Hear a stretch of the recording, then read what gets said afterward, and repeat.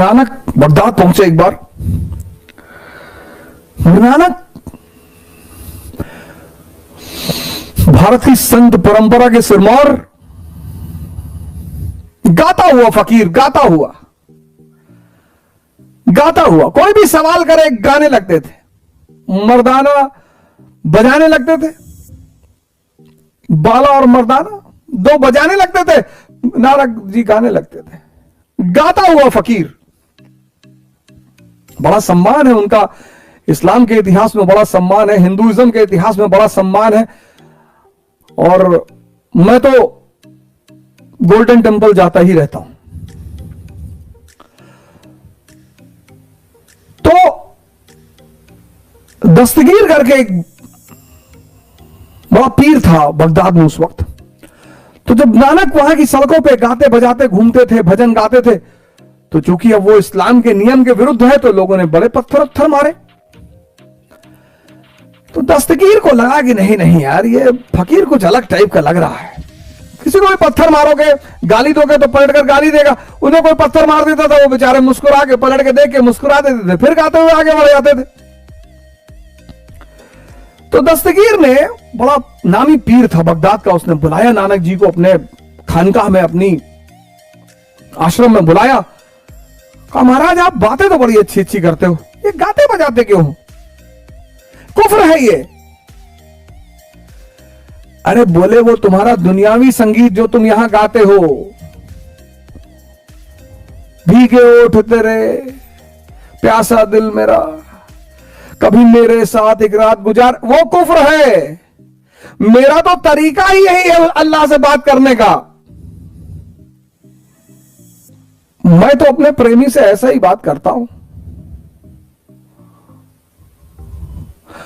दस्तगीर ने कहा अच्छा यार, तुम आदमी तो बड़े जबरदस्त लगते हो, मेरे 3 सवाल का जवाब दे दो। अल्लाह से पहले कौन था?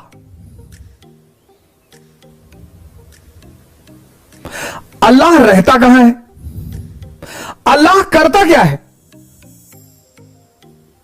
अरे उन्होंने कहा बड़ा सरल से सवाल है यार, मैं तुमको जवाब दे दूंगा।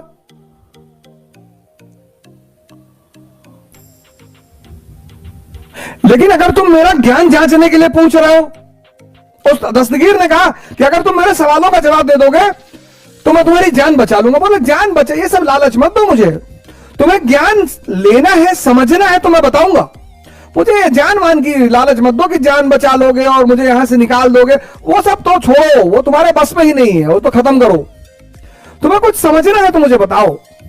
उसने कहा सरकार मुझे समझना है। तो उसने एक मोती की माला पहन रखी थी दस्तगीर ने। तो गुरु नानक ने कहा कि इस माला को निकालो तो तुम्हारे पहले सवाल का जवाब दे दूं। उसने माला निकाला, कहा गिनो इसमें कितनी मोतियां हैं। तो उसने गिनने शुरू किया, 1 2 3। अरे गुरु नानक ने कहा गलत गिन रहे हो। क्या गलत गिन रहा हो? कहा गलत गिन रहे हो, फिर से गिनो। फिर उसने शुरू किया 1 2 3। गुरु नानक कहा आप फिर गलत गिन रहे हो। उसने कहा बाबा सही तो गिन रहा हूं, 1 2 3। अरे बोले नहीं गलत गिन रहे हो यार, फिर से। तो उसने कहा बाबा जहां मैं गलती करूं वहीं रोक देना इस बार मुझे। कहा ठीक है। तो जैसे उसने कहा 1, गुरु नानक ने रोक दिया, बोला यहीं गलत हो तुम। बाबा बाबा सारी गिनती तो 1 से ही शुरू होती है। बोले हां, 1 से पहले क्या है?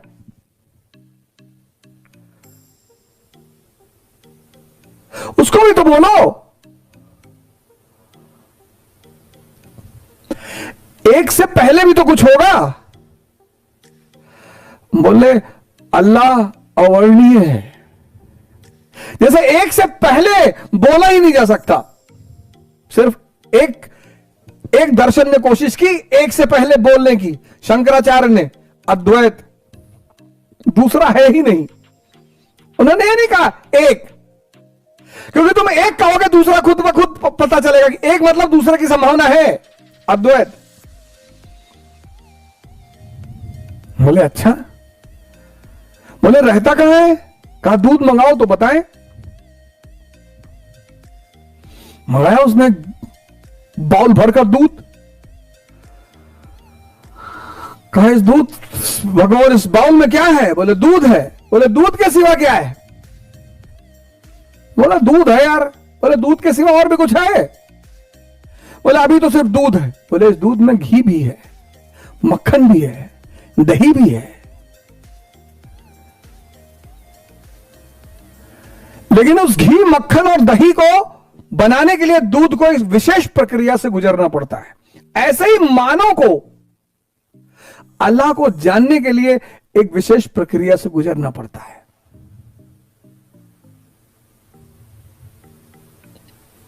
दूसरे सवाल का जवाब हो गया, अल्लाह रहता कहां है?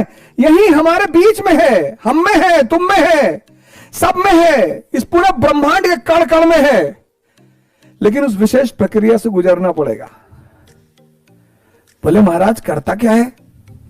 तीसरा सवाल, तो पीर था, अपने आश्रम के सिंहासन पर बैठा हुआ था। गुरु नानक देव जी ने कहा पहले नीचे उतर के जमीन पर बैठो और हमको वहां बैठाओ, तब तीसरे सवाल का जवाब दूंगा। दस्तगीर ने कहा ठीक है, आप बैठो सिंहासन पर। दस्तगीर नीचे उतर आया, अपना जमीन पे बैठ गया, गुरु नानक देव जी को अपने सिंहासन पे बिठा दिया। तो गुरु नानक देव जी ने कहा दस्तगीर तुझे तीसरे प्रश्न का जवाब मिला? उसने कहा नहीं गुरुजी।